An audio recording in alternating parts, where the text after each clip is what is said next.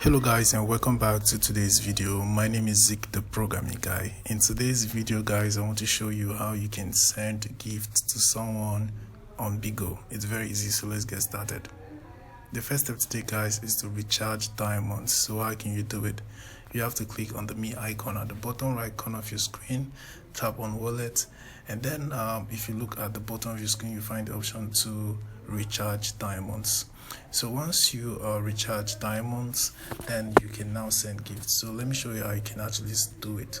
So you have to open someone's life, for example this person, and then look at the bottom right corner of your screen. You find this gift icon, tap on it, and then you have to select the gift you want to send to the person. They have different values of diamonds, so select the one you want and click on send at the bottom right corner.